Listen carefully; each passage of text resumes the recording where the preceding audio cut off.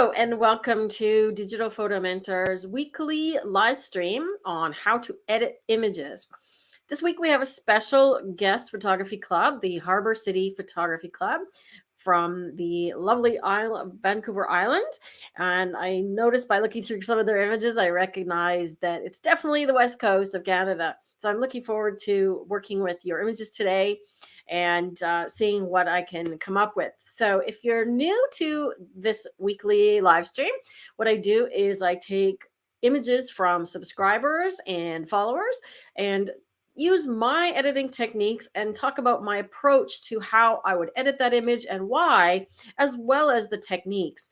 So you can learn by watching me edit somebody else's images, or you can also submit your own. If you'd like to do that, there's a link below in the video description to submit your own images when we're not doing a special camera club week. If you are a member of a camera club, you can also submit or email to us and say which camera club, tell us which camera club you're a member of, and I can let you know how we can work with you as well. It's absolutely free for your camera club to join one of these weekly lives, and I think your members will get a lot out of it. So I'd like to welcome the Harbour City Photography Club members, and I'm going to hop over to Lightroom and get started.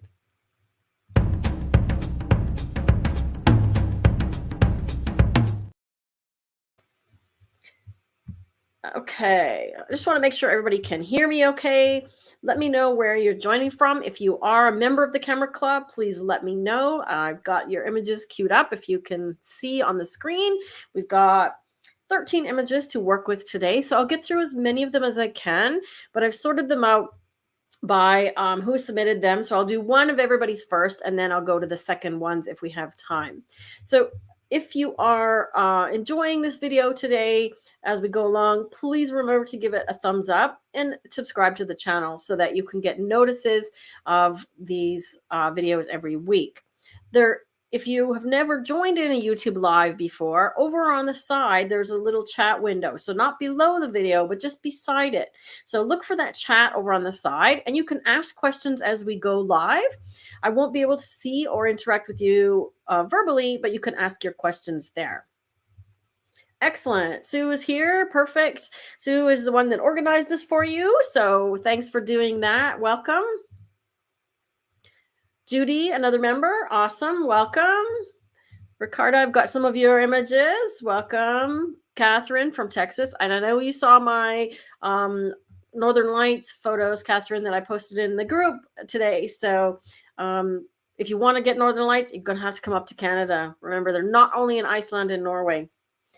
So welcome, everybody. If you are joining in,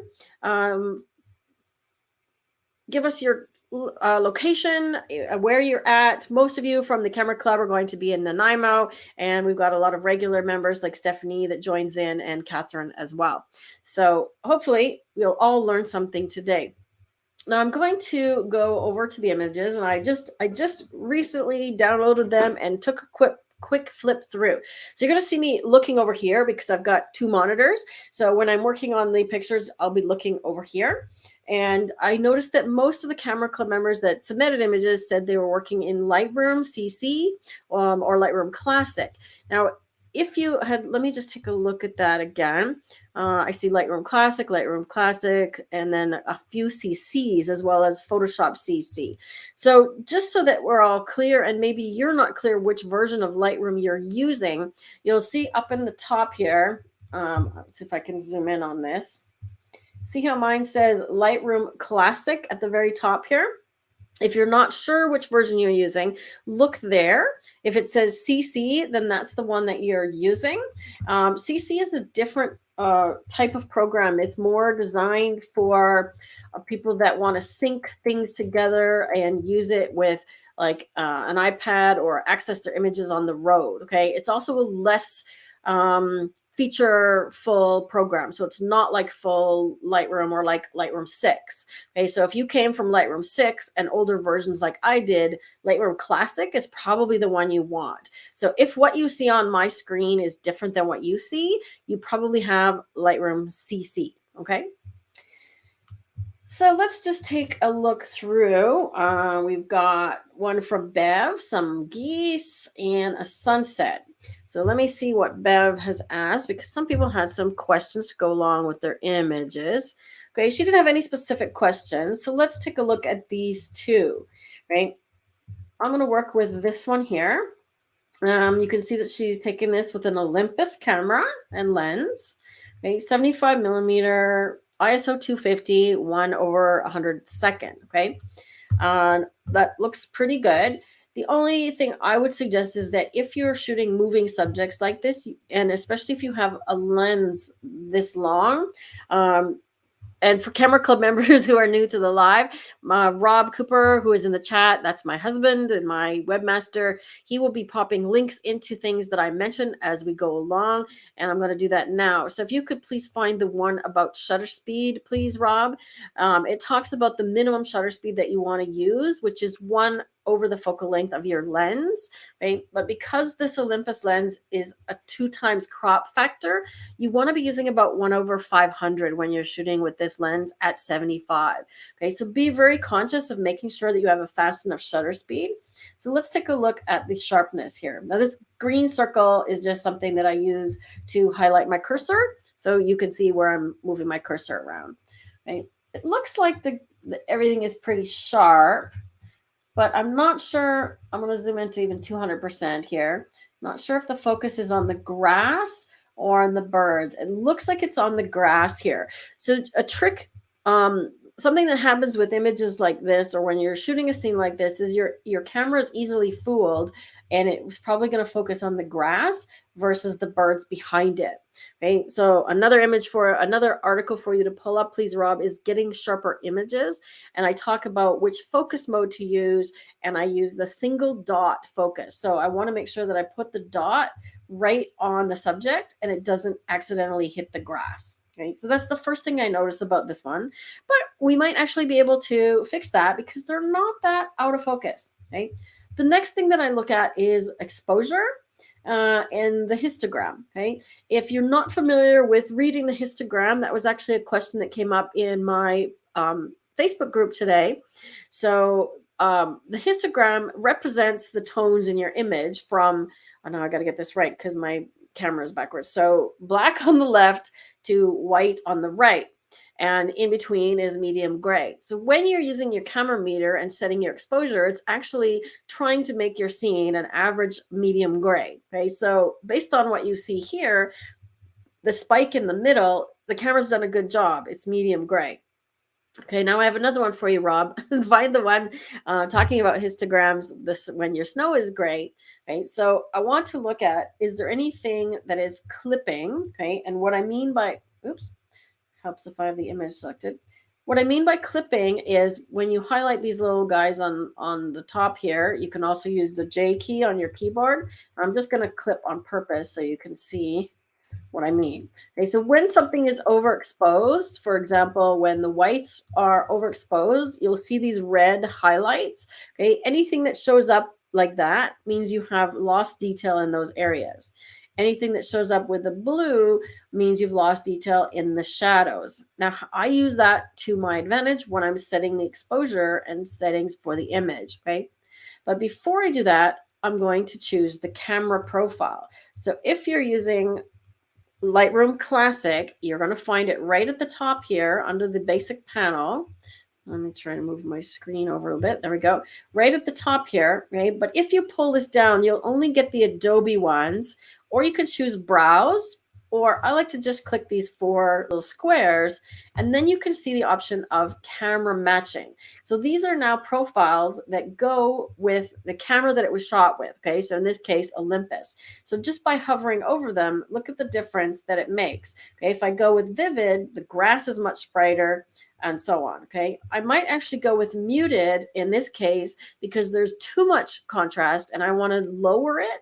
But in other cases, you might want to use natural or vivid or landscape if your camera has it to get more color, okay? So before we even do anything, just by changing the camera profile, it changes it a little bit, okay?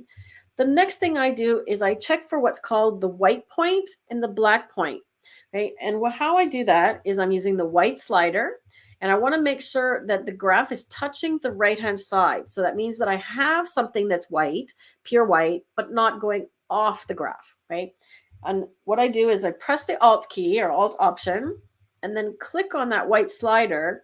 And what you see there is anything that is clipping, okay? So the little white highlights, that's what's clipping. So I don't want to raise this anymore because I'm going to lose detail in those rocks, okay? So I'm going to reset it by double clicking.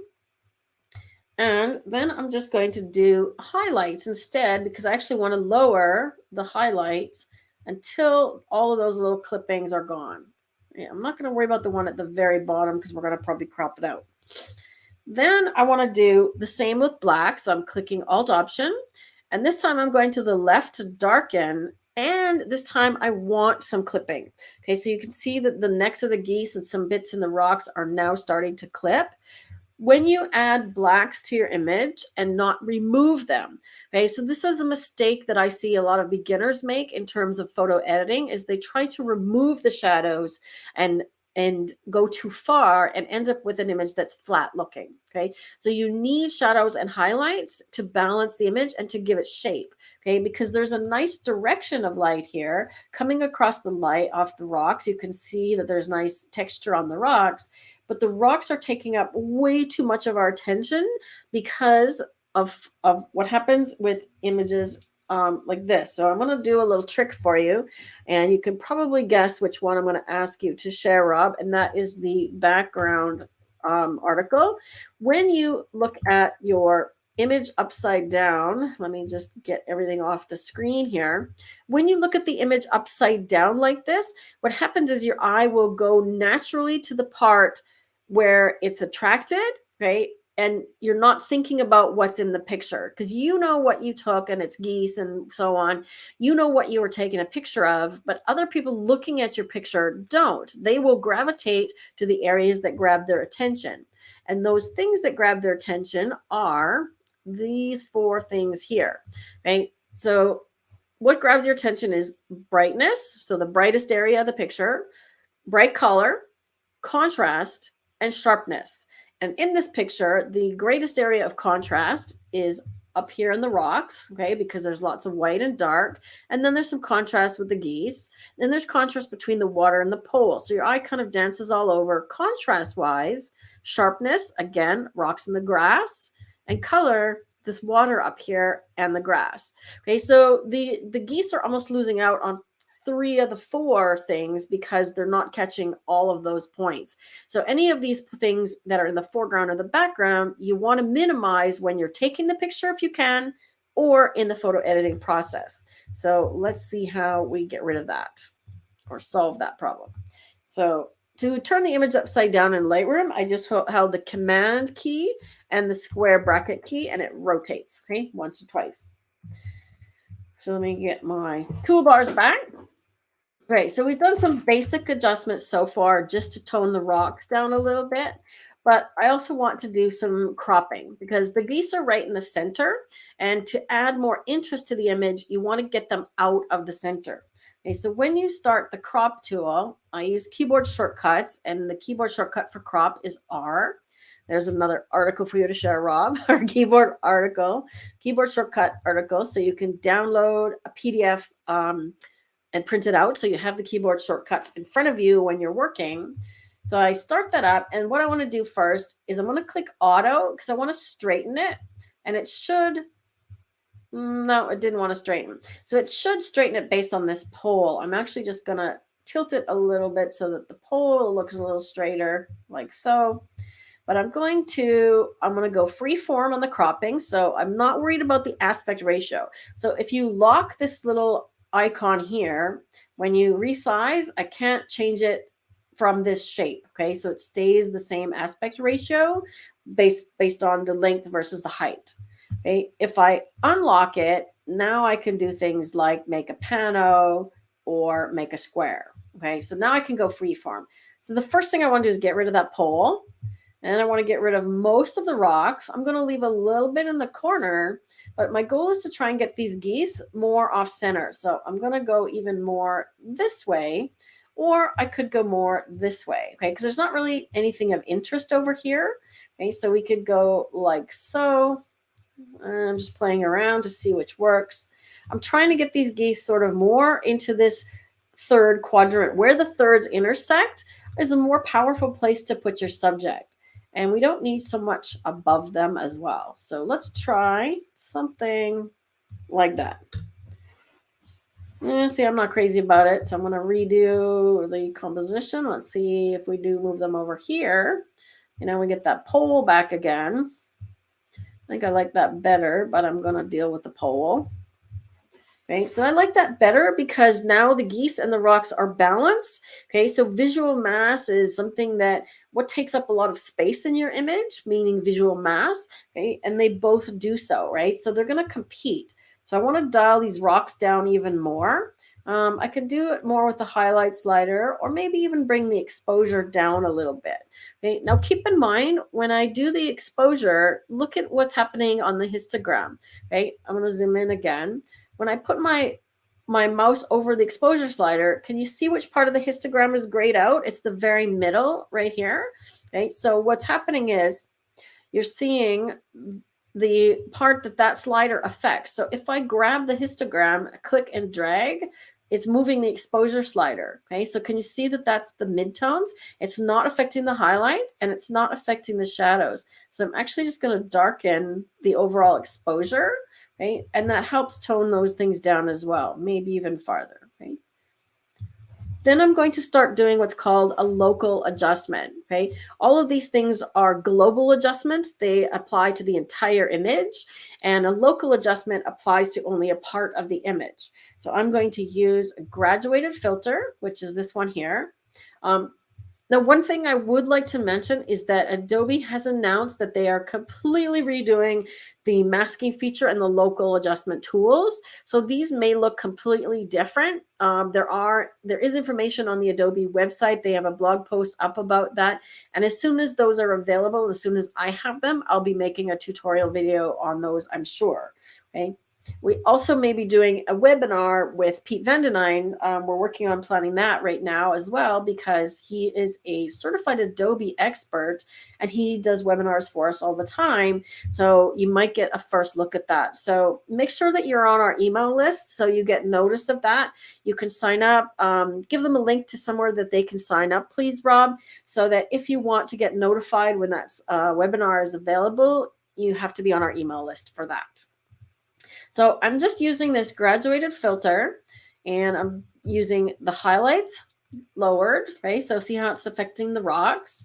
And I'm also lowering the exposure, okay? But see what's happening is it's affecting all these areas and the shadows are getting darker and it kind of starting to look a little bit odd. I'm also going to lower the contrast, right?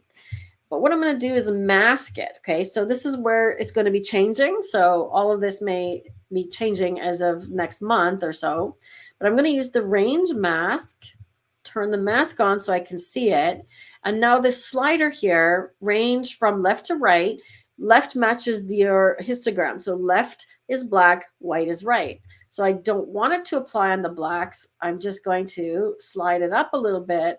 And now you can see that where the red shows, that's where this filter is applying. Okay, if I turn that off, okay, you can see that it's not darkening the shadows anymore. Okay, so it's only darkening the bits that I want. Okay. Then I'm going to do a similar thing with a radial filter, and that's this guy. I use the keyboard shortcuts, and that one is Shift M. Okay. I'm going to draw a little oval around our geese here. What happens is it usually does the last settings that you did. So I darkened over here. So you see that it remembered and did the same thing. Okay. I actually want to do that, but opposite, because right now it's inside the circle. Okay. So where you see the red, that's where it's applying, but I want it to apply outside of the circle. So I'm just going to invert it with this little tick box here.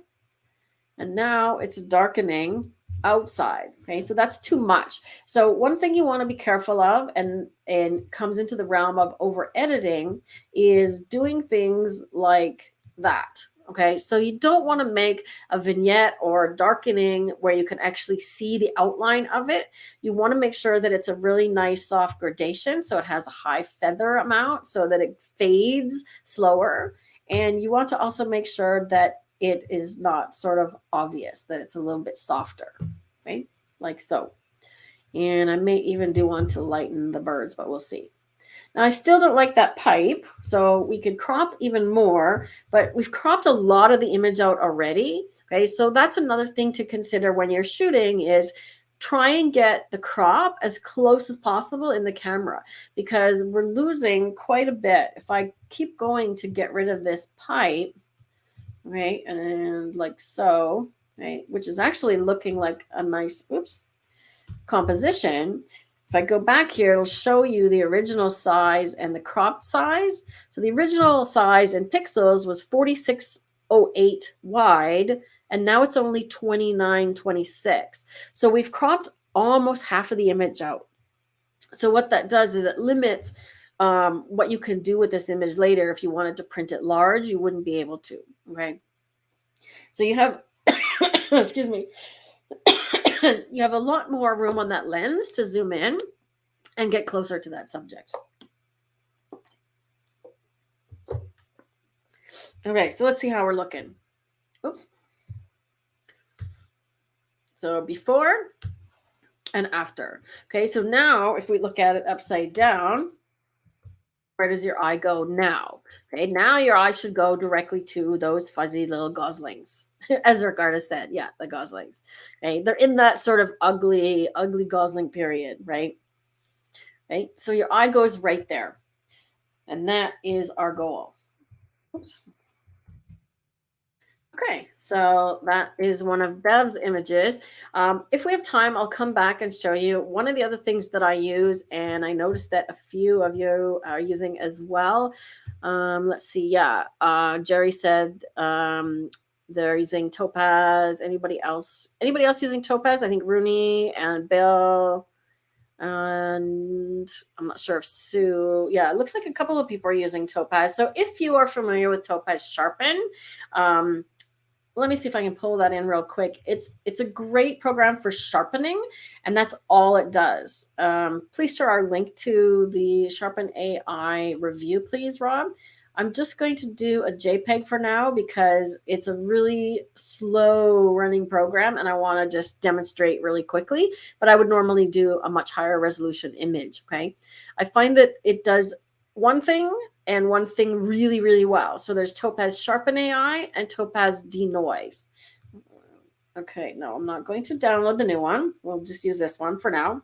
So I've got a before and after on the left and the right, and it's just drawing. So it starts off, you see how memory intensive it is? So now it's like my computer is running out of RAM and I have 64 gigs. So that's how big this type of program is. And when I find when you're running lots of plugins, plus I'm running video streaming software, it tends to bog down your computer. So make sure if you're using any of these software that you have a computer that has enough processing power and enough RAM and speed and hard drive space as well. Make sure you're not full. You want your hard drive 50% full maximum. Any more than that and your whole computer is going to start to slow down. And you want generally for photo editing 16 gigs of RAM would be minimum. 32 or 64 is better. Okay, so you can see it's still previewing and that was just a JPEG. So that's why I like to go with a lower quality images on this.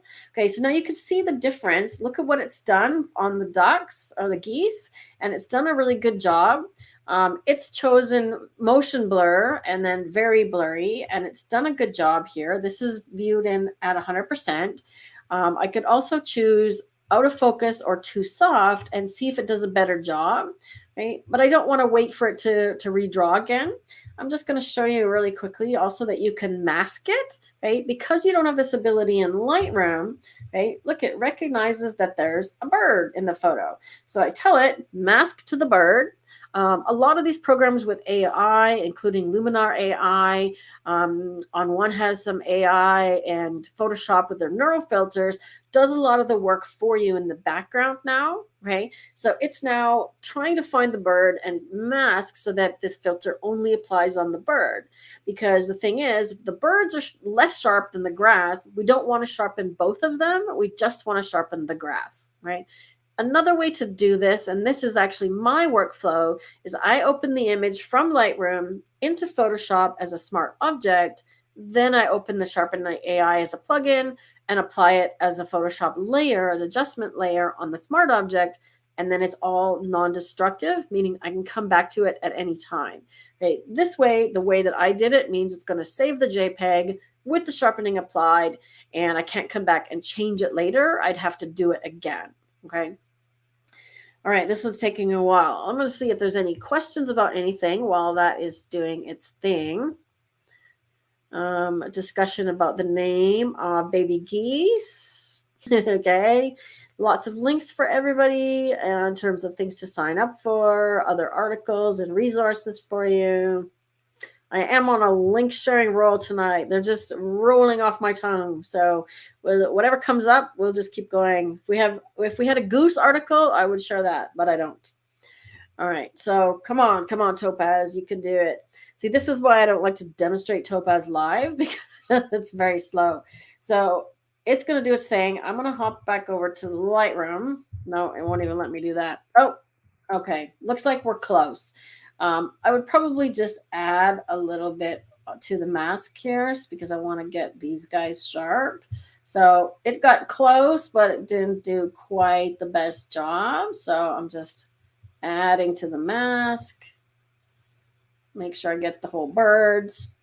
And I'm not going to wait for it to update. I'm just going to apply it and apply it. So once I hit apply, it's going to process and then take me back to Lightroom. And you can see the little progress bar here in Sharpen. Okay, so Topaz products, in my opinion, like I said, are great. What they do very, very well. They're very simple, right? But they're also fairly expensive for doing one thing. You have to buy each of them separately or in a bundle, and you can end up spending, a couple of $100s just on Topaz. Let me see if I can get back to Lightroom. Oh, it won't even let me go back to Lightroom. Come on, hurry up. Let's see. 64 gigs of RAM, yes, is very bad. Is much better. Okay. Any other questions about plugins, or tell me what you all are using? So those of you that didn't necessarily send images but may be watching, what software are you using primarily? And if you were using any plugins, what are your favorites? Okay, obviously this one is taking a while. I'm just going to cancel out of it because you can see what it's done is it's sharpened up the geese to an acceptable level and not the grass. Okay, so we're just going to cancel out and go back to Lightroom. Right. All right, let's do another image. So we've done Bev's. Let's do something different. Okay, so I know that Sue is here and Ricardo is here. So let's do one of theirs. And I think there was a question. Yes. So Ricardo says, I just want to see how a professional would handle my images. Well, let's take a look at them. Aha. Okay, so this one actually was one that I commented on. Let's get Rob off the screen with his cigar. There we go. This is actually one that I commented on because I said, wow, I could really get into this sky. This is a really fantastic sky. So let me see what I can do to enhance this. Okay. The first thing that I will say about this image, Ricardo, is that the sky is absolutely fantastic. And what I'm going to show you is you need to make this image and save it as just a sky, and then I'll show you what to do with it. Okay, so it's going to be a two-parter. Okay, so this is going to be really cool. All right, so the first thing, same thing again, is I'm going to do the camera profile. And in this case, I might see what vivid looks like. Okay, so look at vivid, portrait, landscape. Okay, so landscape punches it up. Vivid gives it more color. I actually like the landscape one. Okay, so we're going to start with that. And what kind of file is this? I'm not recognized NRW. Nikon Coolpix. Wow. Okay. So this is a little camera, but really, really nice image. Great, fantastic sky. Okay, so next thing I'm going to do is crop it and straighten it, okay, because the horizon is crooked. So there's a few ways that you can do that, right? You can use the crop tool and just click auto and see what it does. And in this case, it found the horizon and did a pretty good job. I'm going to show you another way you can do that with the crop tool, and that's with this little ruler here. So if you click on this little angle button, you get this sort of little crosshairs and a ruler on your screen. So start it over on one side so you've got the little crosshairs right on the horizon. Click there and then hold it down and drag it all the way over to the other side of the horizon. Okay, make sure you match it up. And then it's going to straighten that line. Okay. And I'm going to show you one more way. Okay. If you go down to transform and you choose level, it will do the same thing. Okay. The benefit of doing it this way is that if you have a few images like this that are similar, maybe you shot them from a boat, it looks like maybe she was on a boat and they're all slightly different, okay, you could actually use this one and copy and paste the settings to the other images, and it will straighten them regardless of the angle, whether it's different or not, okay? So that's the advantage of using this level one as compared to the crop tool, okay? Because the crop tool will only adjust it that same amount in degrees, okay? So now we've got it straight. The next thing I'm going to do that I still have the crop tool open is get rid of all this water at the bottom, okay? Because the sky is really the hero here. We've got a third of the image that is water, and she's placed her horizon on the third, which is generally good composition, but I want to even take it farther. So we don't need very much land at all, okay? And I'm going to do one after this that has none of the land, okay? And I'll show you why, right? So I'm going to crop like that. And once I get rid of that, that's when I want to start doing my adjustments for the whites and the blacks. And I have another little trick that's a shortcut for it, okay? So what you want to do this time is hold the shift key, hover over the word white, so not the slider, the word, and double click on the word. Okay, so see what that did? It just popped it over there. And what that does is it sets that white point for me. Okay, I'm going to undo this. Now watch the histogram on the right-hand side. So right up here, okay, I'm going to do this. Watch what happens. Okay, ready? Boom. Okay, so what it does is it stretches the graph over to touch the edge. Now I'm going to do the same thing with blacks, okay, because you see there's a gap here, okay, and by doing this, right, it's now touching the side. That's probably gone a little too far. I'm going to bring that back a little bit.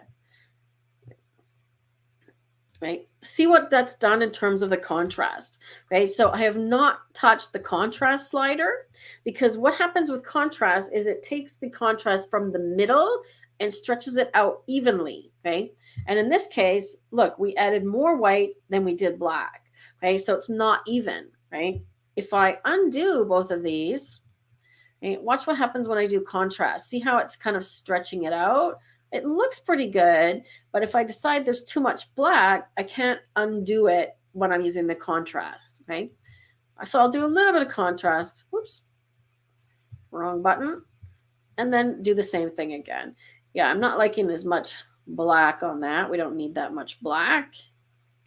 And then I'm going to pull the highlights down. So what that's doing is the highlights are the tones that are just below pure white. Okay, so on the histogram, it's this section here. So I'm going to pull those all the way down, and then I'm going to bring the shadows up a tiny little bit. Okay. Might even bring the exposure down. Now look what's happening. We're getting this beautiful color coming out. Now look at the sky, okay? Look at the sky and in the upper left corner, the blue, and look at the clouds. There was not that much color there before, but I did not touch the saturation slider. Do you see that? So when you have the appropriate contrast, you don't need to touch the saturation slider. I'm going to go one step farther by going down into the HSL panel, which is hue, saturation, and lightness. So the first one I'm going to work on is luminance, which is lightness or brightness. And the cool thing that happens in here is you've got this little targeted adjustment tool. So when you click on it, you get another little crosshairs like we did before. But wherever you put your mouse on a color, right, it's going to highlight that color on, you can see the sliders moving, okay? If I click and drag right here, anything that is that color gets darker. See that? So it's affecting yellow and orange. But look what happens when I darken it. What happens to the color? Saturates, right? So I don't want to go too far because that is over editing, okay? So over editing, again, means that you can see the edits and they're obvious. You don't want that to happen, right? I also want to darken the blues a little bit. But what happens, again, if we go too far, right, it becomes unrealistic. So I want to go just a little bit. And then I want to increase the saturation a tiny bit. Don't do stuff like this, right? Because this is what makes pictures look unrealistic and over processed, okay? So this is what I would call, Holly, what do I call it? She's watched every week. Tell me in the chat. I'm going to wait for it, and then I'll put your answer up on the screen. What do I call that fabulous overly saturated color? Because it's so wonderful. Okay, so I'm just going to do a little bit more saturation. That's it. I could maybe do some down here as well. Okay. And we can also shift the hue, okay? So the hue is actually the tint or the kind of color. So if we want this more red, or some more red, I'm going down, so the sliders are going left, or more green, right? Now where these kind of come in handy is a sunset can be whatever color you want it, right? You can be creative with it. But if you want to change like my shirt color, for example, you totally could, okay? So you would just click on the color and slide it up and down. Now I don't want to change the orange, but I might want to adjust the blue. So I'm just going to see about making this a little bit more cyan. So see, I can make it purple or more cyan. So I'm just going to give it a tiny bit of cyan. So now look at the difference, right? So we straightened, we've cropped, and we've punched it up. And that was all with global adjustments. That was the entire image, right? The other thing that I'm going to go back to the basic panel and add is a little bit of clarity, okay? And I'm going to ask a question. Does anybody know the difference? Oh, I thought Holly was here. Yeah, yes. Sorry, I thought Holly was here. Stephanie probably knows. Yes, it's called neon puke. I thought I saw Holly earlier. Neon puke. So don't make that, right? Because it's like your dog barfed up a neon golf ball or something, okay? What was I going to say? I got distracted by Stephanie's, Swatha's comment. Swati? Is that how you say your name? Thank you. We're not finished yet. Okay. Oh, yes. Does anybody know the difference between clarity and contrast? Okay. Because a lot of people will say, well, clarity is edge contrast without actually understanding what that means. But guess what? We have an article on that. Clarity versus contrast, please, Rob. So I'm going to just show you the difference, right? So when you take the clarity up, it kind of gives it this like super grunge look. So you see that it's like, I call it crunchy, right? Versus contrast, right? Look at the histogram when I drag the clarity. It's not really changing the histogram. It kind of gets blurry on the left and more sort of edge sharpening, but you'll start to get artifacts, you'll start to get more noise and things like this when you punch up your clarity. And it's also not great for people at this level. So I usually do clarity between 10 and 20. And you could also increase the texture, okay? So look what happens when I bring up the texture. Let's make that a little bigger in the clouds. See that? So I'm going to bring that up to about 30 as well. And you can also play with dehaze. So dehaze works really well if you have a foggy day and it lacks contrast. And really all it's doing is adding blacks, okay? It's the same thing, but they just made a slider to make it handier. Okay, so see what happens when you add contrast. You get that intense amount of color coming out, right? So I'm going to add a little bit of dehaze, and that's about all. Now the next thing I'm going to do is we've got some noise happening in here. So we're going to do a little bit of noise reduction. And I'm going to cheat because I have made my own presets. So I'm going to do noise reduction #1 and sharpen #1, which are part of our Lightroom presets pack, which Rob can share next. You're keeping you busy today, Rob.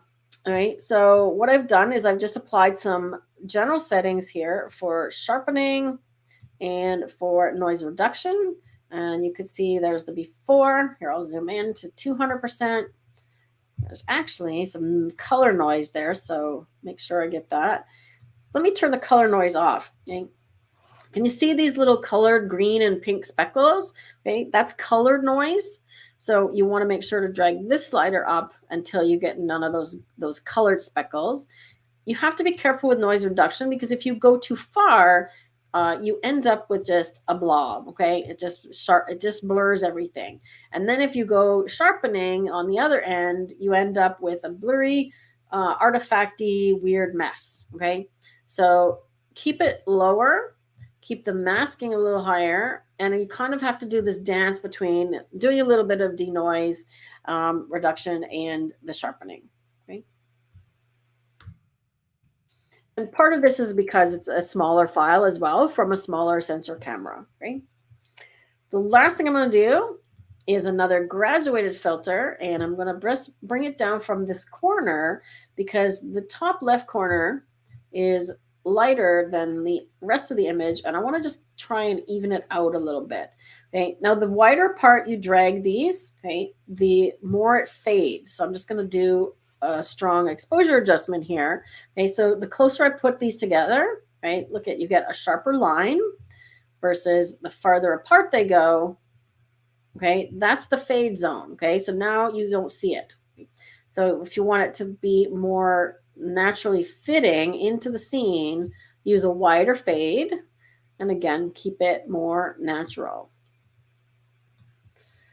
And now we've got the saturation going a little wonky, so I'm actually going to turn that saturation on this one down a little bit, okay, because I don't want it to be overly blue. So from that to that, right? Now I'm going to make a virtual copy, and that is Command apostrophe on the keyboard shortcuts. And I'm going to crop the water out of this one and the land. So I'm going to crop just above the mountains here. Yeah, about like that. Okay. And what I want you to do with this image, Ricarda, is we're going to export this one as a sky replacement image. Okay. Because then if you have any program that does sky replacements, you have Luminar, you have Photoshop, you can then use that as a sky. Okay, so I'm just going to export this as a full JPEG, and then I'll show you how it works.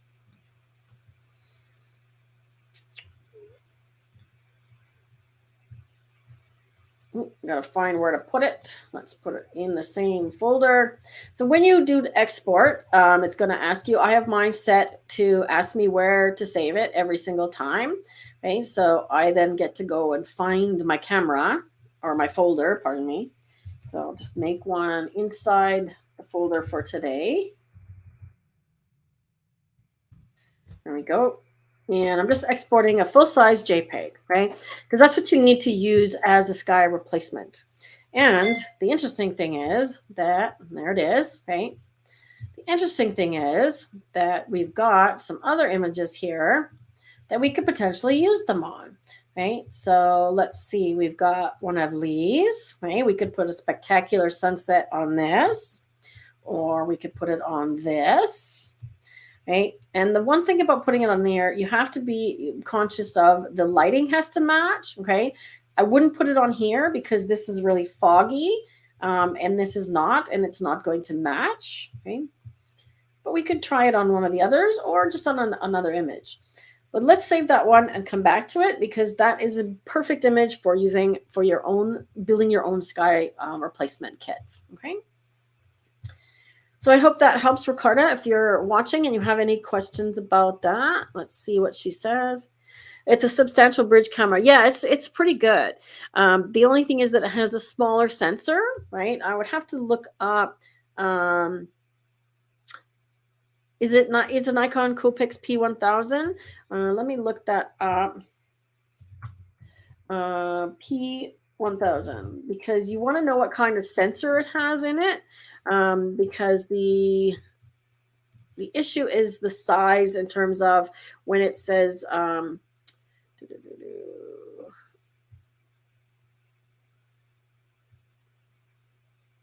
yeah, I'd have to do a little more research into that, but it's definitely smaller than, say, even the Olympus, right? So anytime you get into like a bridge camera, it's probably going to be like a 3 or 4 times crop. The sensor is smaller, and that's why we're seeing more noise. Okay, so if you're asking why there's more noise, that's why.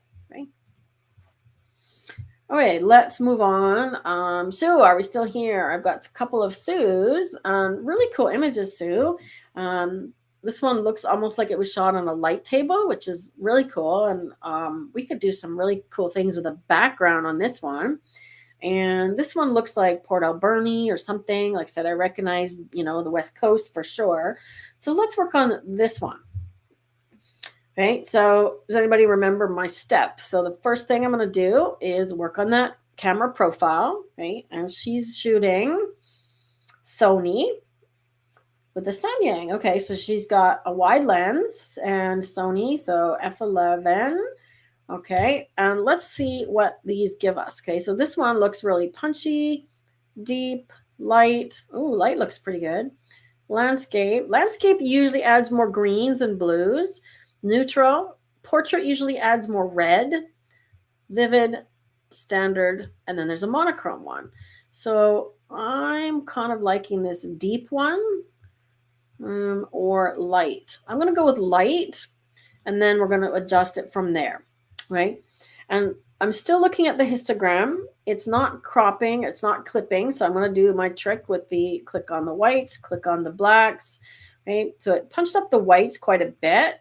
And what I usually do is I just do a double check with my Alt Option key and drag it down to the left until there's nothing clipping, okay? If you have, say, the sun or a light source in your picture, that's going to clip. Don't worry about cutting that out because you want to leave that be the brightest thing in the picture. Okay. Now notice that if I pull the highlights down, it's affecting this foggy area in the background. Okay, so it's getting me more detail in the background there. Now this is where that dehaze filter comes in, right, or slider. When I do that, see what happens is it's trying to pull that detail out of the fog. You can also see that we've got some spots. So does anybody know what that is? Right? Does anybody know what that is?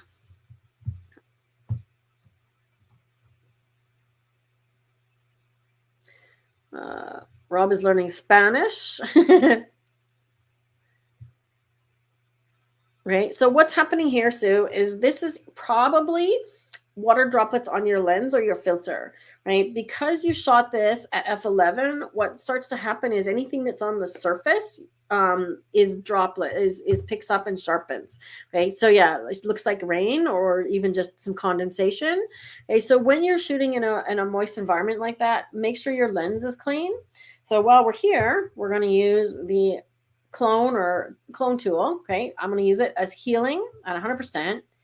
And if you turn on your toolbar at the bottom, this T for the toolbar, and then visualize spots.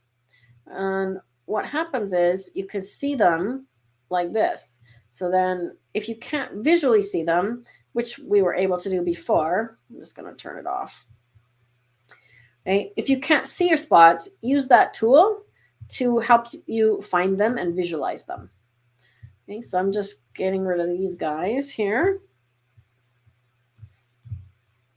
And whenever you click something, it's going to choose a point of where it's pulling from. You can adjust that and say, no. I want you to pick from a different spot.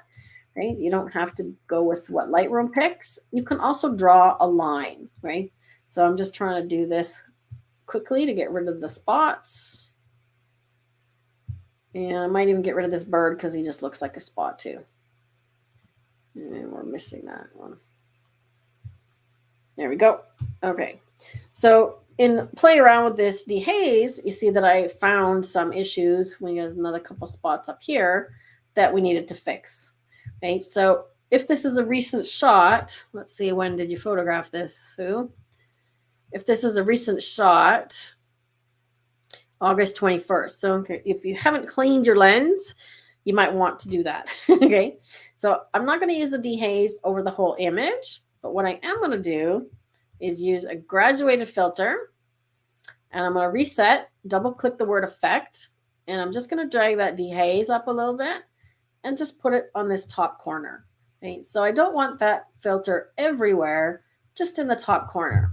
Okay, now you can see that it's kind of purple too, right? I'm going to go a little farther. It's coming out really purple, right? So I could actually compensate here by dialing out some of the pink and dialing in a bit more blue or even some yellow. Okay, let's try to neutralize the color, or we could even just lower the saturation so it just looks foggy. Okay, so I don't like that purple so much. Okay, so now I'm just affecting that top corner to get a little bit of the trees coming out of the fog. Right, I think I'm going to crop. Again, deciding on how to crop your images, part of it is feel, part of it is balance, part of it is, using the rules of composition like the rule of thirds and so on. And here I want to crop because there's something down at the bottom here. If I zoom in, there's like some rocks and leaves, but it's only a tiny little bit. So it's not enough to give me this base here. The reflection is really cool. So I'm just going to come up a little bit to get rid of that beige. And I'm also going to come down a little bit because I'm losing the tops of these trees here. And it looks like if it's a person, it's like the top of their head is cut off. Right? So I'm going to come down more so that it looks more obvious. Right? In this case, Sue, I would say that it's actually probably your lens. So is the front or the back of the lens, probably just the front of the lens.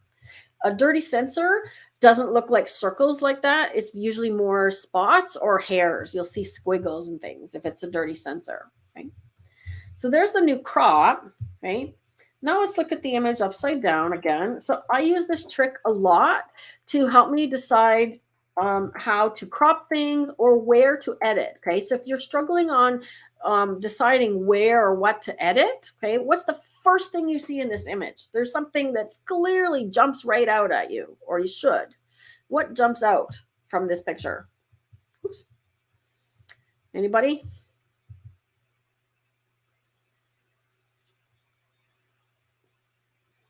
I'm going to give you a hint.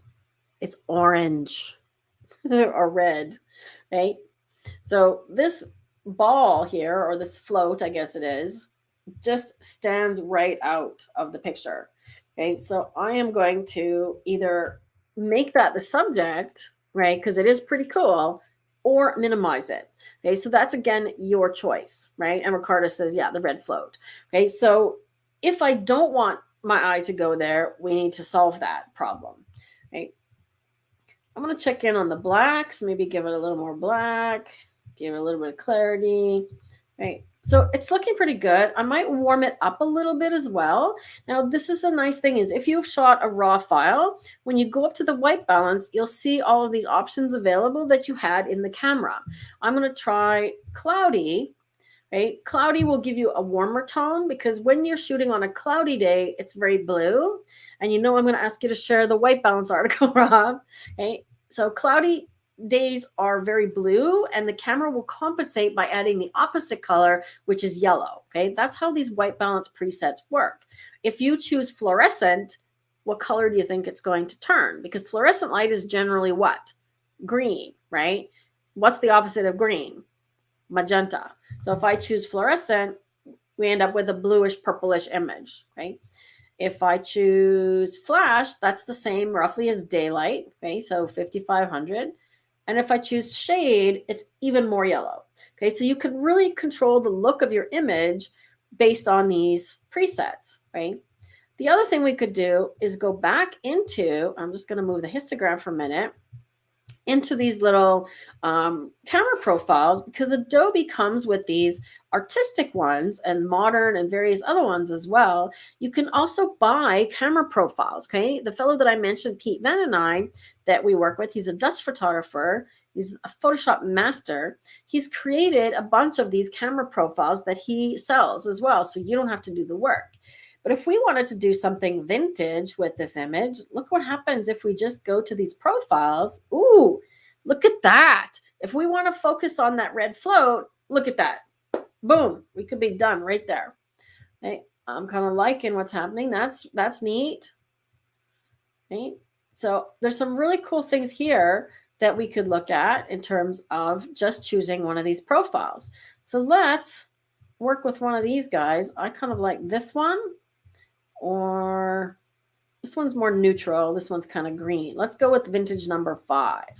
Right? Now, see what that did? And we haven't lowered the saturation, or we haven't gone to black and white or anything. It's just sort of changed the look of the image. Right? I'm going to add a vignette, and I'll show you my vignette trick. Is drag the amount all the way down, drag the feather all the way down so that you get a circle with a hard line, right? And then we can adjust the size and the roundness, right? So I'm going to make it smaller. Now, the disadvantage of the vignette tool in here is that you can't off center it. Okay. So if you want to have a vignette that is off center, you just need to use a radial filter. Okay. So I do this little trick to get it positioned or sized the way I want it. Then I put the feather back over 50. Then I put the amount, and I'm going to turn up the highlights here as well. Okay. And I usually use either highlight or color priority. Okay. So color priority looks like it's doing a nicer job, just maintaining a little bit more integrity of the top there. Okay, so see how that's bringing the eye in to the middle, right? So she says the orange ball, that's why you took it. Okay, so this is kind of cool in terms of featuring it, right? If it's gone too far black and white, just go back and choose one of the other camera profiles, right? But see how cool these are in terms of just getting something different. You know, there's artistic ones here, right? Let's see what they do. Right, that's really, there's bringing out the red for sure, right? And the rest of the image is quite blue. So there is no right or wrong when you're photo editing in terms of styles like this. It's all about, you know, what is your vision for this image? And these camera profiles are great for playing around, because look at just a thumbnail hovering over those things, you get some different ideas as to where you want to go with the image, right? So let's take a look at the before and after, right? So does the orange ball or the float really stand out now? Is that kind of what you intended? We can even take it farther and add a radial filter, right?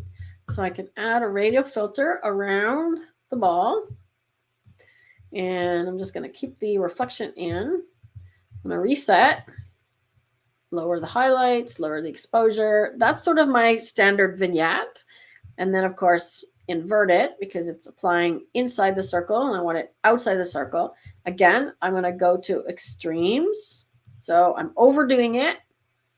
And then I'm going to bring it back. Right? So now your eye really comes to that float. Right? Like so. You can also mask this as well. So if I don't want it to apply to, for example, the highlights, right, I can leave the sky. Let the sky go a little whiter and just darken the water. Okay. See how that works?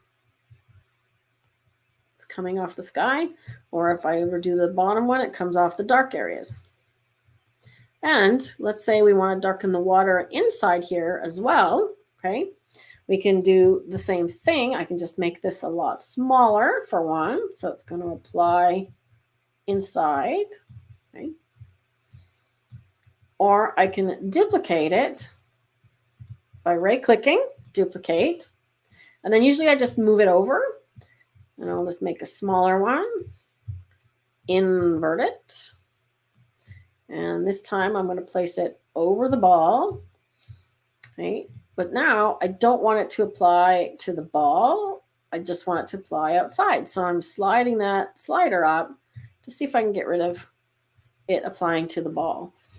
And once I get it like that, I don't want to darken quite so much. Like so. And then I go back and I check my whites and my blacks again. Okay, because we've done a lot of darkening, I want to make sure that I haven't gone too far. Right? Maybe I want to brighten the whole picture up a little bit. And the only thing that's catching the light is this little boat over here. So I'm just going to do a radial filter on the boat.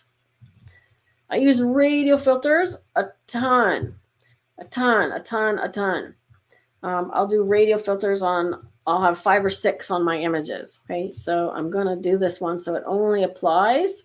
See how I'm dragging that down? It only is applying to the lightest area. And the boat, look at that. See how it's just applying to that area there? I can even lower the contrast. And by lowering the clarity, it also kind of unsharpens it, like so. So before, after. What do you think, Sue? I'm curious to see how you photographed it. I'd love to see your versions. Absolutely. If you have a version, send it to me because I'd love to see it. Okay, how are we doing? The flower is really cool. And if you don't mind, Sue, if we don't get to this one today, because we're already at 1 hour, can I save this one? I can email you as well and save this one for a future week. So if I don't get to your images today, they will go into the pool, but I'm going to try and get through a bunch more here. Let's see. All right, we're going to go a little faster. Okay, so we've got Lee. We haven't done a person yet. So let's do a person. We've got one from Lee and one from Rooney. So let's do a couple of people. Okay.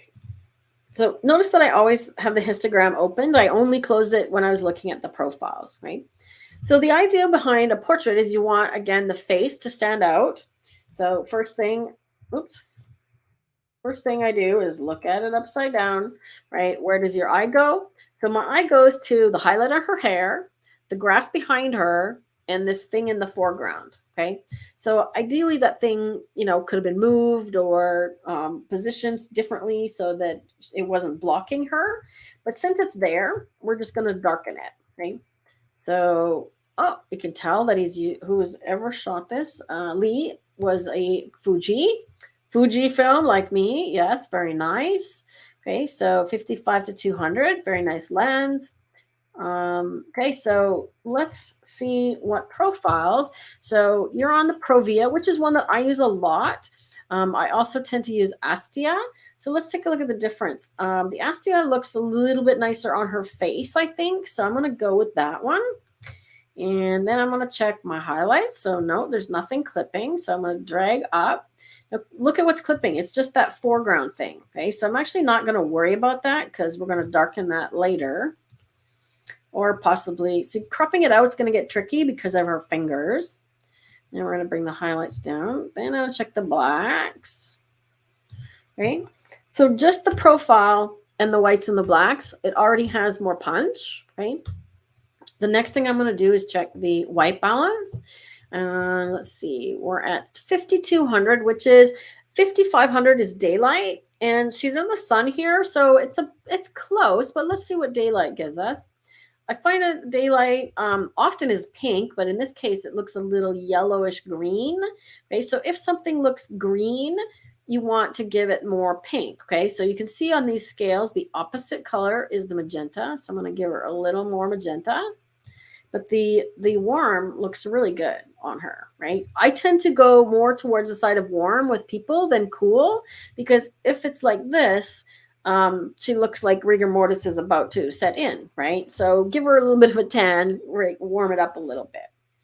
Now this is where I'm going to use the radial filter to my huge advantage, because I'm going to bring the highlights down, but look what happens to her face. If I take the highlights down too far, her face is affected as well. So that's why global edits are not always the best ones, okay? I'm going to use a radial filter on her, but I'm going to put it on the outside of her, okay? So it goes on, it remembers the last thing we did. I'm going to invert, and we're just going to do that minus the highlights, minus the exposure. And I might go a little extreme just to, again, get the placement and so on. You can also rotate it so I can get her hands in, it's like so. Okay. I think I also want to lower the contrast a bit.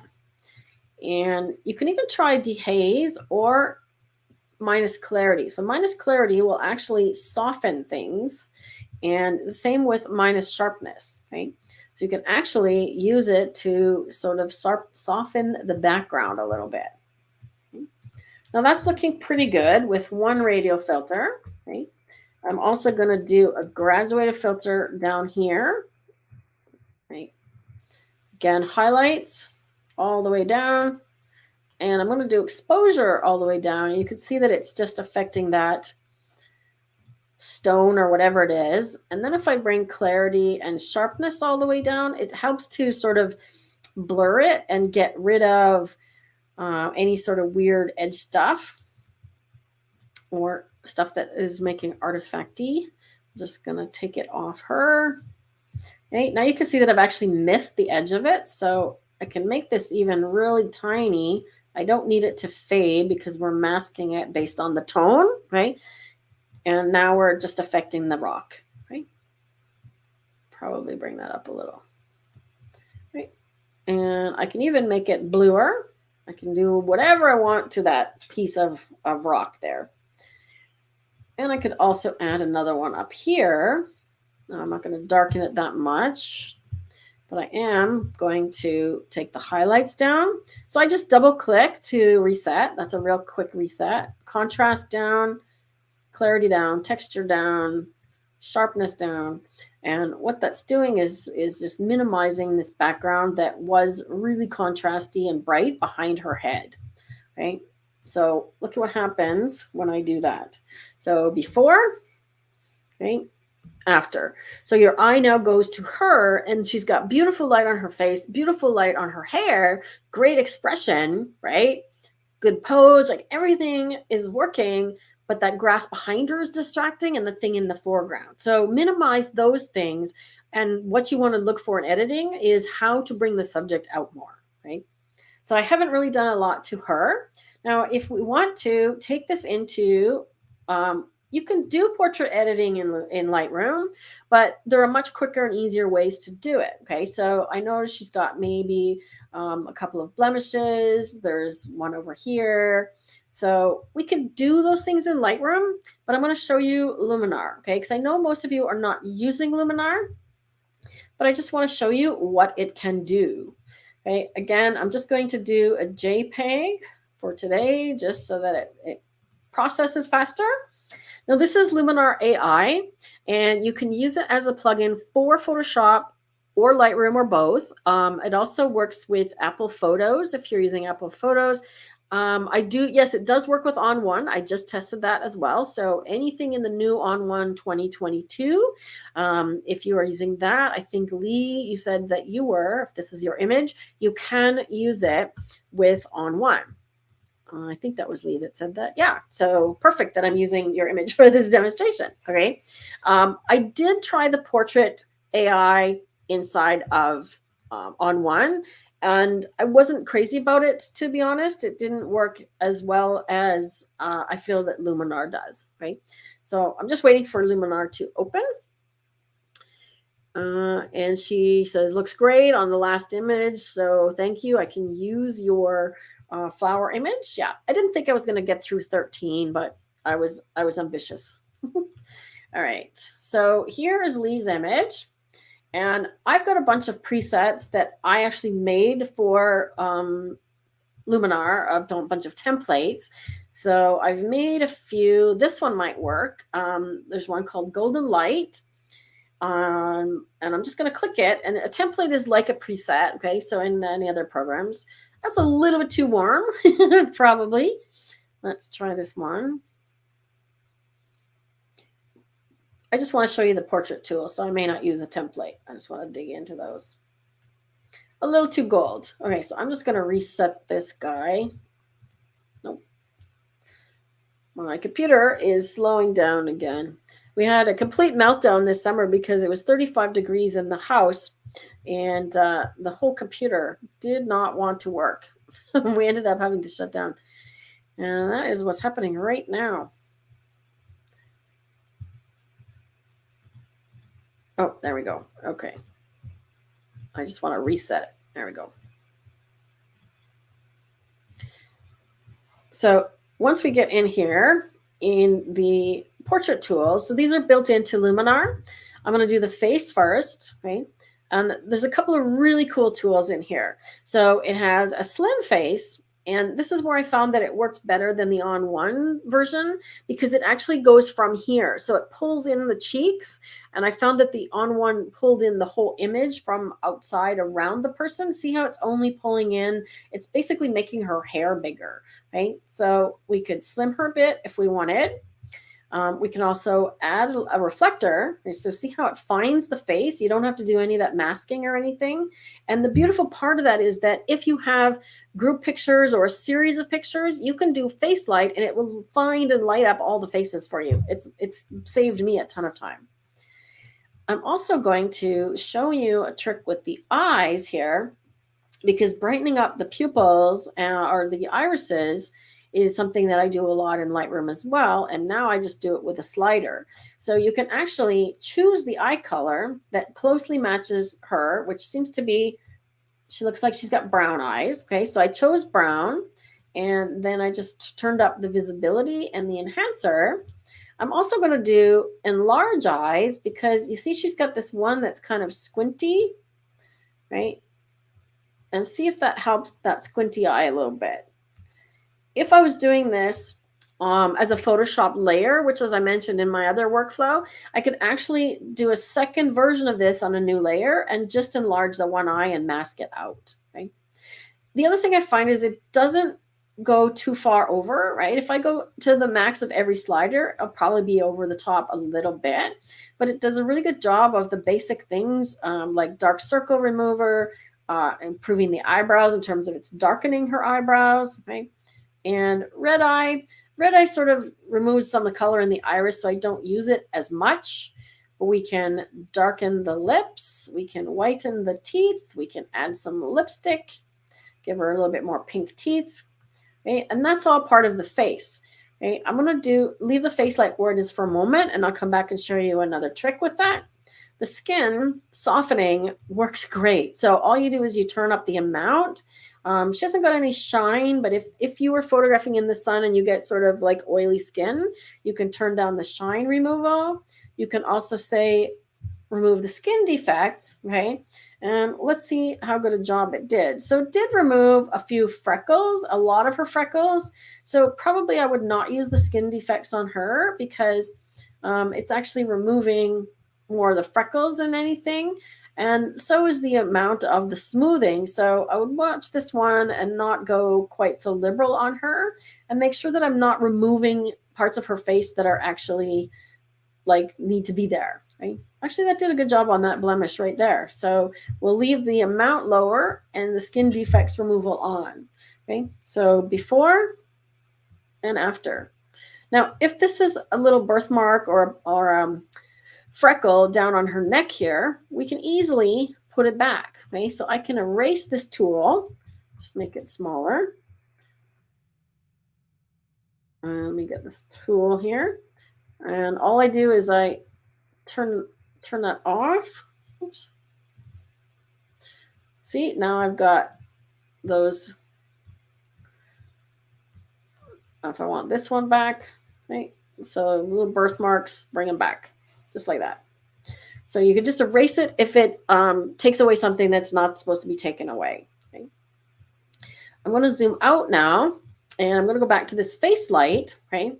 If I turn it up even higher, I don't want to go too much. I want to show you a little trick here. If I turn it up, it's like dodging her face or putting a reflector on. Then I can actually darken the rest of the whole image. So it's like a custom vignette on her face. Right? It's brilliant. Did I say pink teeth? I meant lips. Yeah, I meant lips. Right? So look at how that is changing. And it's adding that custom vignette to darken everything. Right? There's also body AI. So you can actually give her a tummy tuck if that's something that the customer wants. I never try to do these things unless the people want. I don't take them to extreme, and I keep them very minimal. But most people don't mind if you give them a little tuck here and there.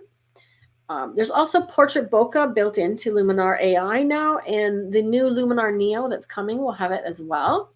And the way that the portrait bokeh AI works is that it finds the subject, does an automatic mask for you and applies blur to the background, right? So in a moment, you'll see it appear. And when I slide my mouse over, once it's done, right, see how well it did to mask her out,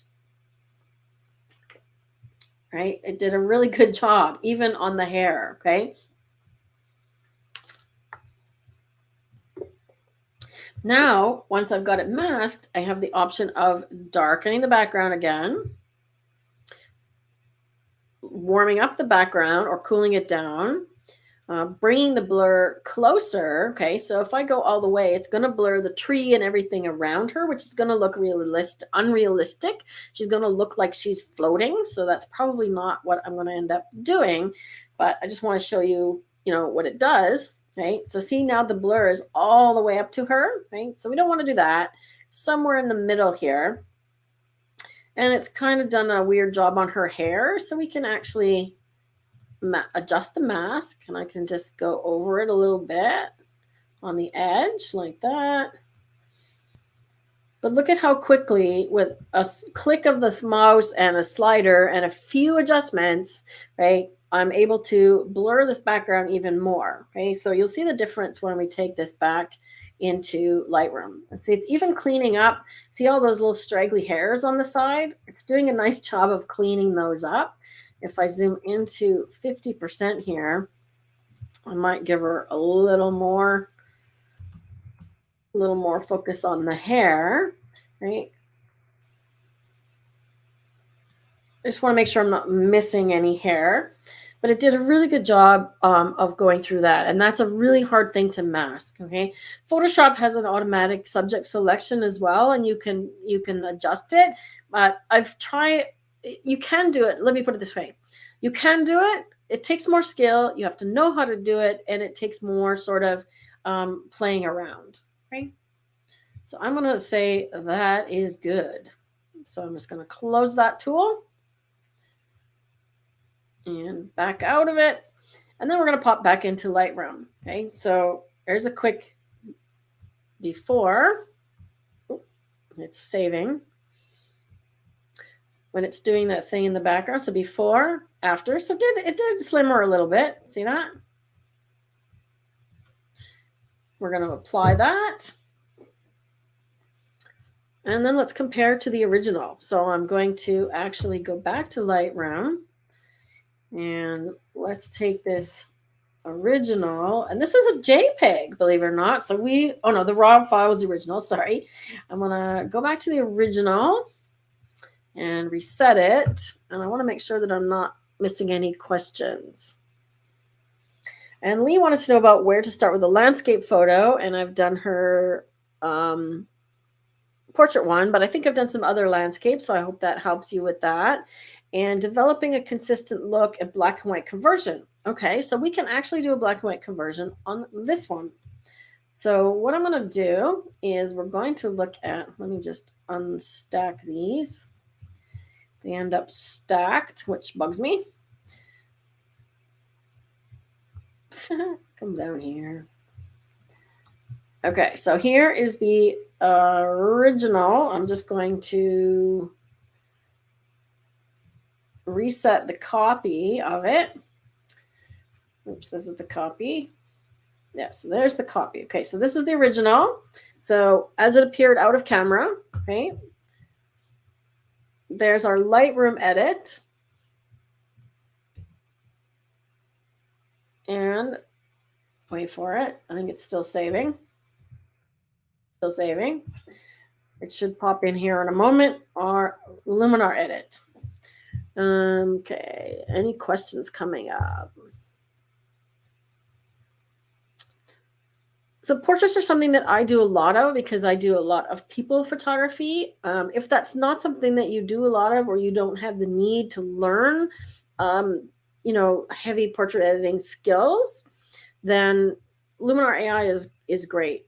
So I'd like to ask everybody a question. Are you getting some value out of this? Have you learned something? Have you learned one thing? If you've picked up one thing so far, whether it's a Lightroom tip or something specific to your image, if I did your image, pop that into the chat so I know that you're picking something up today. Okay, so there's our Luminar edit. let's take a look at all three of those side by side. Right? So original, Lightroom, Luminar, right? So I like the Luminar edit, and partly because that's minimized that background even more and blurred it out, because the focus now is really on her, right? And that is the goal. But it's a beautiful setting, beautiful lighting, and lots to work with there in terms of potential, right? So black and white conversion. All right, so that was a question that Lee had asked. So let's do a black and white conversion. So if you are, let's see, now you are using On One. Okay, so I know there is a black and white conversion module in On One as well. And for those of you using Lightroom, and that's why I'm demonstrating Lightroom today, because the majority of people said they were using Lightroom, right? You want to find the black and white filter or module, okay? And inside Lightroom, it's up at the top of the basic panel, right? If you're doing it on the raw file, you want to make sure that you actually chose the Adobe monochrome, not the camera monochrome, right? And I'll show you why in a second here. So if we choose the camera monochrome, what happens is you've got no adjustments under the monochrome tab or the black and white tab, right? If we choose the Adobe monochrome, now we have the color sliders, okay? So just a little tip there, make sure you are choosing the Adobe black and white. So that's what I've got here, monochrome. And it did a pretty good conversion right off the bat. But the reason that you want to do this as opposed to, I'm just going to show you a comparison here. Actually, no, let's do another one. I love doing virtual copies because I can copy the image and it just makes a new thumbnail, and then I can make different versions. Okay, so this one is just desaturated, so turning saturation down to 0, right? Then if you go, then if you go to the HSL panel, okay, it still says HSL, but if you try and adjust the tones, it doesn't do anything, okay, because it doesn't recognize that there's any color left in the image. Right? But if we go to this one that has had the monochrome profile applied, now look what happens. Right? When we adjust the sliders, it remembers what the color was underneath. Okay. So I'm going to use the targeted adjustment tool. So we can lighten her face even more. We can darken her face. Right? We can darken this bit in the background. Look at that. Right? I could darken this. We could, if her top was blue or something, we could lighten it. So you have a lot more control of the tones because those grass in the background is yellow. Look at how we can minimize the background, right? Just with these sliders. So I'll turn that off. And I'm probably going to add even darker vignette on this one. One tip for black and white is you definitely want to make sure that you have a strong contrast. So I always make sure that I've got nice white and nice black, like so. Okay? Because if you have no blacks, no whites, it ends up looking sort of flat. Right? I'm going to increase her a little bit like that. So you don't want flat black and white. So let's compare to the desaturated one. Okay, so the left has just been desaturated. We've got no control of tones. This is the black and white conversion. Okay, so overall, let's just look at that one. Very nice portrait, right? So you can see how we've minimized all the stuff in the background and the beautiful light on her and her expression really sing. Okay, let's see what else we got. And where's our this one? Okay, I'm going to go back to color over here.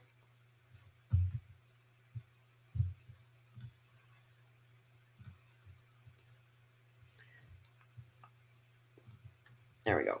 Okay, so there's our Luminar edit. So Luminar edit, black and white conversion. Okay. So once you have all these variations, you can actually export all of them, right? So that's the original raw file. I've got a copy of it. I've got the JPEG. I've got a copy of that. So I can export 3 different versions, and then you get to pick which one you want. Okay. Sue has learned the shift double click for black and white points. Awesome. My routine for starting on an image is good. Thanks, Merle. It's about how you approach it, right? So I mean, I can teach techniques and sliders, but if you don't know which ones to use, that's not helpful, right? So I like to give you something that you can use to take away. All right, I haven't done one of Bill's, and I haven't done one of Jerry's, and I haven't done Rooney's. So let's do Rooney's. We'll carry along here. So another portrait, and this one is a Nikon file. Okay, so we should see some Nikon profiles here. So it's on standard. We can go vivid, portrait. So see how portrait is just a little bit softer? Landscape, see the green is enhanced, neutral. So I'm going to go with the portrait because it's softened the shadows a bit, which are kind of harsh under her eyes. And then we're going to do the black and white click. And in this case, I want to make sure her highlights are toned down, but I don't want to go so far as to make mush on her face. Okay. I want to bring the shadows up, but you have to be careful of doing this with portraits, okay? Because if I bring the contrast down like this, and this is what I mean by removing all the shadows, okay? Now we don't have any blacks. We can put the blacks back. Okay, look at kind of mud we have. Okay, so there's no shadows and no highlights to speak of, and the face is muddy. And then often you'll see the clarity turned up, and it's not real flattering on a person, right? So we're going to keep the clarity low. We're going to keep these in the middle. Okay, so don't go too far with your shadows. And if anything, I'm going to do a little radial filter on her, because I have one that I've saved as fixed face, fixed dark eyes and face. And this is just a preset. So you can save your own presets for any of the tools, right? Just by saving current settings at the bottom. So these are presets for radial filters, adjustment brushes, any of these adjustments. And I can't do the alt click on here, but I can turn on the clipping warning. So I want to make sure I'm not going too far and making her into mush. Right? But what this is doing is it's lowering the contrast on her without lowering it on the background and everything else. Okay. So that's looking better. I'm going to do a medium vignette. Again, that's in my presets pack. So that's just something that I've set up so that my settings in here, it's a one-click operation. Okay. Let's look at her white balance. It's at 4650. So let's try daylight. Okay, so that's actually pretty yellow. I'm going to bring that down again. Now, if we know for sure that her hair is a nice clean gray, like mine, it's not yellow, you can use the targeted tool and then just click on her hair, and that will set the white balance to whatever you click on to neutral. Okay, so what that means is if I click on the green, it's going to try and neutralize the green, and the picture is going to be purple. Okay, can you see the thumbnail in the upper left there? Right, so it neutralized the green, but now she's purple. Right, if I click on her jacket here, it's going to go the opposite way and make it red. Right, so if I do her hair, and it gives you a preview in that upper left corner, so you could see as I move it around, it's doing different things. I could try her sweater, her black sweater or gray sweater as well. But what it will do is it will get you close, and then you can just tweak it from there, right? Especially if you have an image that's like way out to lunch. So to me, this looks green, which means I'm going to give her a bit more pink and possibly even warmer. Right? Now, I don't want to go too far with the darks because her eyes are very dark. And we want to do some of that face retouching again. So we're going to go back to Luminar. I'm not going to do the background blur this time because it already is. So that's great, right? If you can get the background blur in camera, and while that's opening, I'm going to ask you all a quiz. Okay, so what do you need to do to get bokeh in the background when you're shooting like this one here? Okay, there are 3 things that you need to do. And I don't even know if I have this on a little pre-click thing. Nope, but I'm gonna make one. Okay, so there's 3 things to create bokeh in the background. Let's see. So you're going to use what kind of aperture? You're going to use what kind of lens? And how far is the background?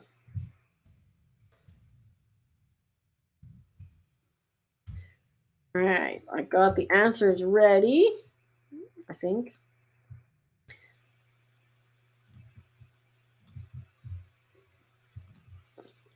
Okay, there's your answers. And I think we've got our image opened in Luminar. So just so you guys know, it's funny for me doing these lives because I'm literally talking to myself for an hour and a half. Okay, so it's a little bit weird, I have to say. I'm gonna try. I have one that is low key portrait, which might be okay, or glamour glow, and this one might actually look nice in black and white as well. Okay, so that's low key. I'm gonna try the black and white one because I think that might actually be cool. Pretty contrasty. Let's try this one. No, I already did that one. Again, a preset, you don't have to necessarily use a template or a preset, right? But it's just another thing that gets you close. And what Luminar does is it actually suggests some for you. Now, it's suggesting landscapes, so it thinks this is more about a landscape, but there's other ones to choose down here, okay? So we could go into sort of just your basic, looking at flawless portrait, and it's just a starting point. That's all it is, okay? So when you click on it, all it does is it makes some of the settings applied, and you can then go in and change them. Okay? And it shows you a little dot next to everything that's been applied. So I know I want to dial this one down because it's brightened her too much. Let's see what's done in here. Okay, so it's added a little bit of contrast, which is interesting. There's also curves inside of here. Please share our my video on curves, please, Rob. How to use curves, because curves appears in everything. Okay, so it's done some denoise. I might do a little bit more because I did notice some noise. And it's also done some of the face AI. Now it's done a color on her eyes, but I want to see if it's done, it's using the original color.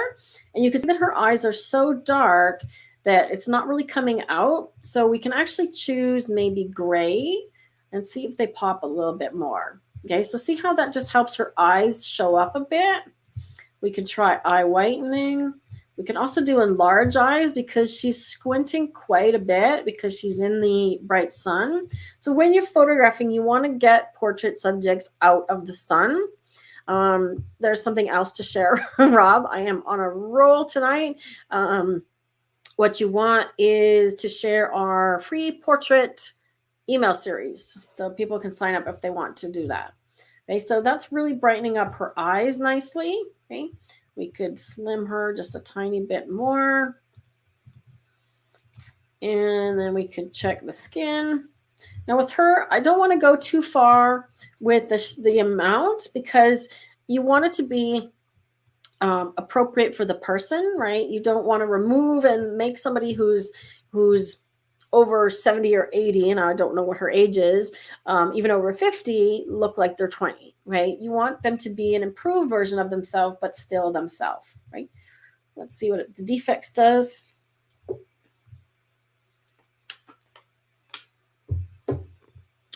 My general rule of thumb when removing or softening things on the face or removing things is freckles stay, moles and birthmarks stay. I might lighten them. Scars stay. Blemishes or pimples or zits go. And if men have like the redness from shaving, that goes. Okay, so anything that is permanent on their face stays. Anything that is temporary can get toned down or removed. I don't think I could do abdomen here. So this looks like it was maybe an impromptu portrait taken while you're on a hike or something. And she looks super happy. Like she looks like she's having a blast. She's got this really cool carved stick. So that's really neat. And we're just going to do a vignette again. Same idea in here that I did in Lightroom is I darken the vignette and then I turn the feather down. Then I can adjust my size and my shape. But guess what I can do in Luminar? I can actually move it around. Okay, so that's something you can't do in Lightroom. So it's basically like a radial filter. I can put this anywhere I want around her. Okay. Something else I do on all my portraits is I use one of their tools in here called the Orton effect, and it's a really cool blur filter. When I was doing photography with film, I was shooting Hasselblad or medium format, and I actually had a soft focus filter because the cameras and the film and now digital is so sharp that it's actually not flattering and it sees too much detail.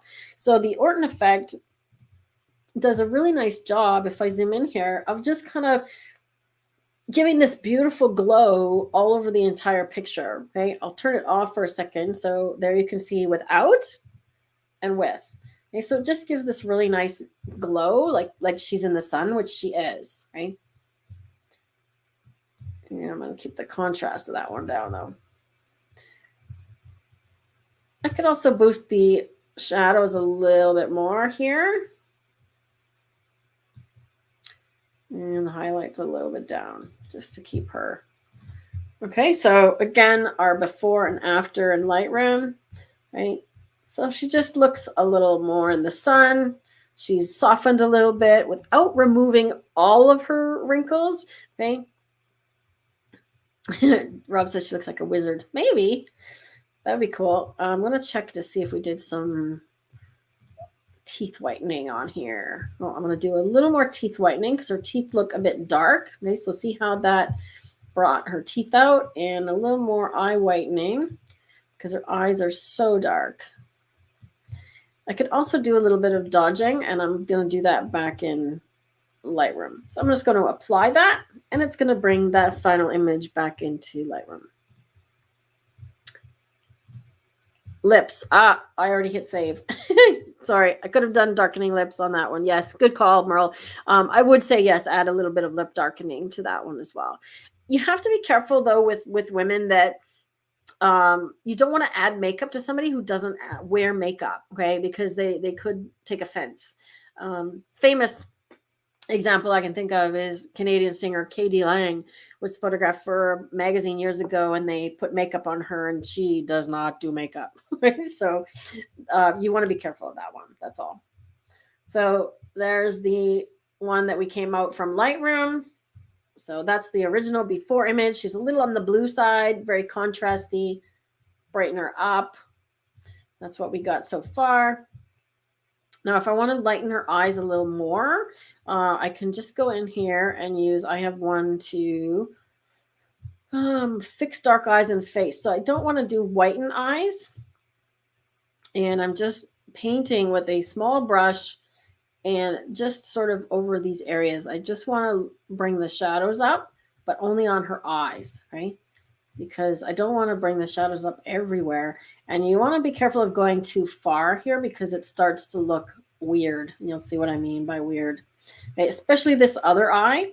I'm just going to do another one just to show you what happens. So if I do this one and then I take it like that, well, that's actually not too bad. Okay, it's not too bad.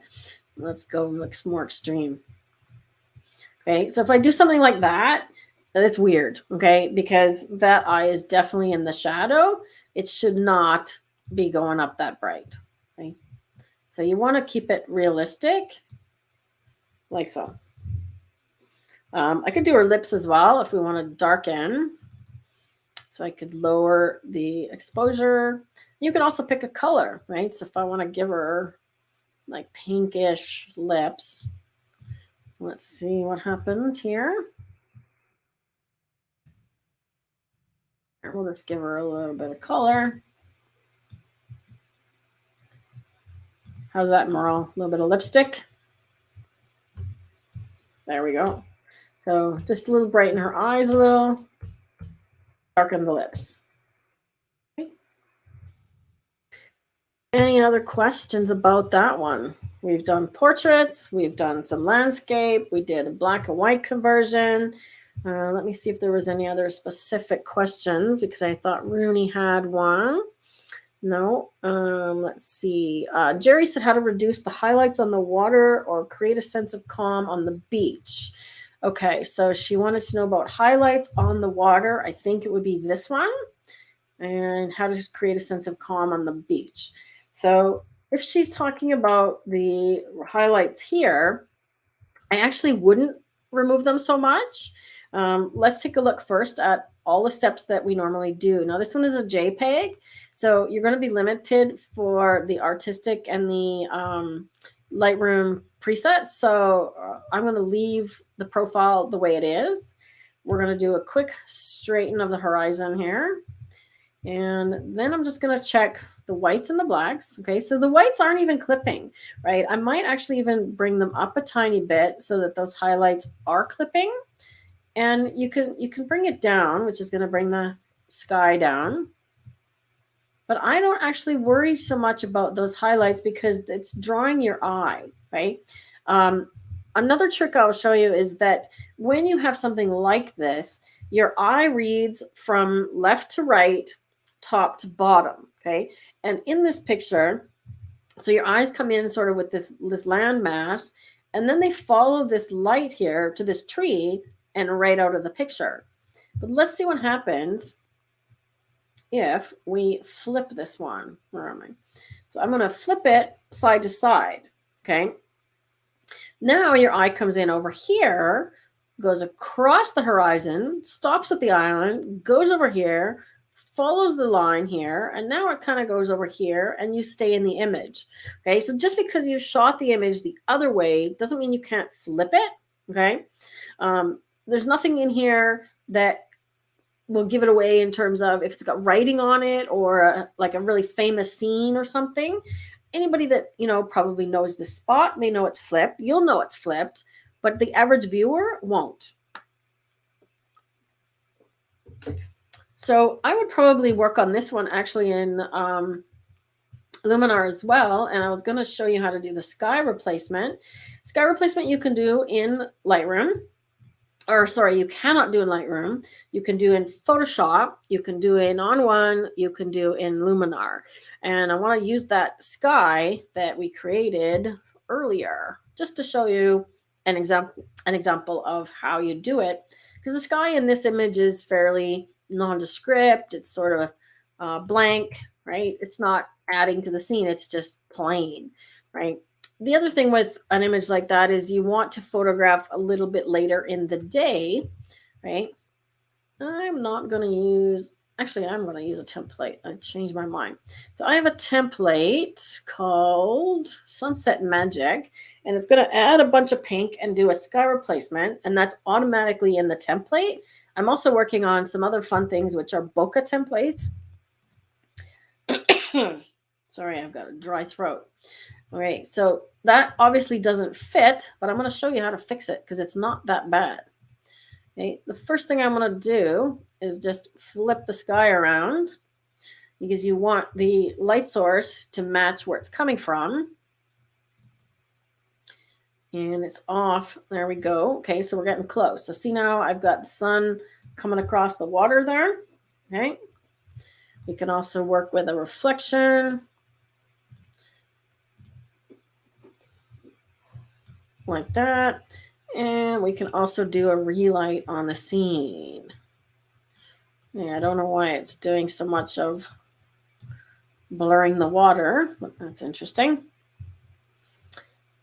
Now I want to change that sky, and you can add a custom sky. Oops, that's not the one I wanted.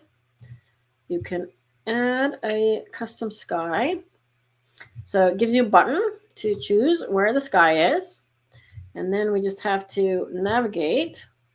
And there's the one that I exported earlier. Okay, and that's going to pop that in there.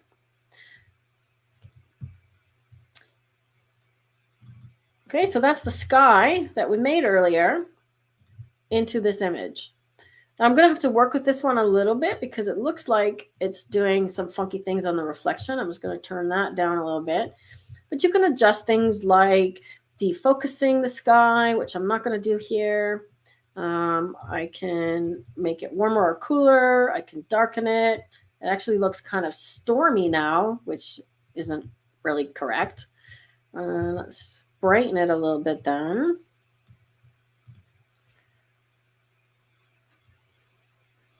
So it's not the best sky match for this image, but just to show you an idea of what we did with your image at the beginning, I think this was Bev's image, right? That you can save that image and use it. And the sky that you choose has to be applicable for the image. It's got to have the light coming from the right direction. Sure, link to our sky pack, please, Rob. I've got a package of 25 different skies. And let's see if one fits. Okay, so that's not bad. We're getting close there. I can just move it over to match that a little better. And you can play around with the sliders so that it blends nicely, but it does a really good job of masking things off, including the mountains. And you can see that it's matching up with that water now. There we go. Okay. Something like so.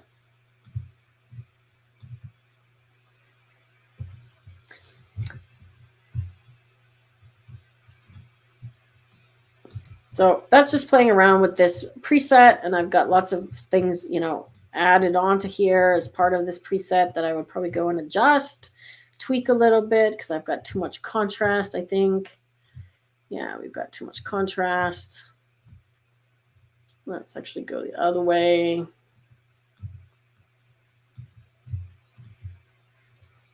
And I think I even have a color applied.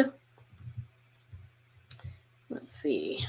Yeah, we've got a mood applied in here, so I might not want that guy. It's adding lots of pink, right? So mood is what's called a lookup table or a LUT, and it adds a color sort of cinematic look to your image. Aha, I do have something darkening. Let's take that off. Nope. I had it right the first time. So something is darkening. We don't have people in here because this is a portrait preset, so I can turn those guys off. And let's see. Okay, so got the idea. Okay, so it changes the look of the image completely by changing the sky out. Now, again, this is probably not the right sky for this image. I would play around with some that would be more gently muted colors, but it definitely adds interest and keeps the eye interested and engaged in the image. Right? But in terms of the highlights on the water that she asked about, I'm assuming Jerry, I'm thinking is a girl. I'm just going to say they. In terms of the highlight they asked about, I actually would not remove the highlights on the water. That's what keeps your eye engaged. So I wouldn't worry about the highlights on the water to answer that question. Let's see if there's any other questions. She asked about, or they asked about calm on the beach. Calm on the beach in this picture in particular has more to do with what you've captured in the image as opposed to editing, because I could do a bunch of the same editing that I did to Sue's image. We could find, a nice camera profile and start there. But if you look at the image itself, when we look at it, upside down again, right? What are we looking at? And what do you see? Right. So for me, I see the sky. The sky is the first thing I go to because it's the brightest. It also takes up 2/3 of the image, the sky and the water, and it's the brightest, right? So we could darken that and do some solutions there, but you really need to get clear on what is your subject, what do you want us to look at? So similarly to the orange float, is it the float or the boats, right? What floats your boat, right? So in this one, what do you want people to look at? Is it the boats? Because I would crop this like this if it's the boats. I would get rid of most of that, right? And possibly even this tree, maybe not, right? So that could be your image. Oh, I keep hitting the wrong number. So that could be your image, right? Or this could be your image. So it really depends on, you know, what your focus is, because now it's 1/3 beach or 1/3 water. So when you give the viewer equal amounts of your subject in terms of physical space it's taking up in the image, they don't know what to look at, right? That's why the horizon in the middle of your image doesn't work, because they don't know, is it the sky or the land, the bottom or the top, right? So when you're composing your image or thinking about it, make it clear to the viewer what it is that you want them to look at, right? If it's the boats and the fog, then make it be about that. Because for me, that's the subject here, is the softness of the fog and the boats. And this is just subsequent foreground for me. Again, might be something completely different for somebody else. We're just looking at these presets here, see if there's anything. I'm just going to do a quick white balance, white dark, right? It's really bright, so we're going to bring those highlights down and then do a dance with the whites and the darks. See, there's very little black, and when you bring those blacks out or the dehaze out, look what dehaze does, right? Now it's blue, okay? So it's also a JPEG. So we've got limited work on this one. Might even come up more on the bottom. So really get clear when you're shooting what your subject is, because we've lost a good chunk of the image that way, right? If it's the beach, get clear on that. Or what if the image is actually vertical, right? What if that's your image? Okay. So really think about it and what's clear. Well, this one actually is cool because you've kind of got the logs pointing to the boats and the clouds in the background. So you kind of got like 3 bands of images here. So it doesn't kind of work for me, but play around with your cropping on this one. A long exposure would also really helps to add to sort of a loneliness feeling of the beach. Okay, so I think that's about all we're going to be able to get to today. The ones that I didn't get to, which would be these ones here, okay? What I would like to do is to work on those next week with my batch of regular images. We have a regular week, so I will add them into the queue with the rest. So if your image is on the screen now and you want to see that one processed, tune in again next week. The recording is always available. It'll be available as immediately following this. It just needs to process for a few minutes, I believe. And then you can watch the replay. You could share it. You can save it into your own favorites and so on, right? Rob usually goes through afterwards and puts chapters so that you can jump right to certain images or certain techniques and just watch those as well. And if I talk too fast for you, you can even slow me down when you're rewatching it. All right. So remember, this has been the Harbour City Camera Club or Harbour City Photography Club images today. And if you are a member of a different camera club and you would like to participate, just send us an email through our contact form on the website. It's digitalphotomentor.com/contact, I do believe. And we will get back to you and I'll let you know how you can work with us to participate for your group. So let me get back over here and see where you're all at. I've got crazy hair going on here. Thanks so much, Sue, and thanks for everybody for submitting your images. There were some great images, lots of fun to play with those, and I really hope that you got some ideas of where to go with your images and where to start.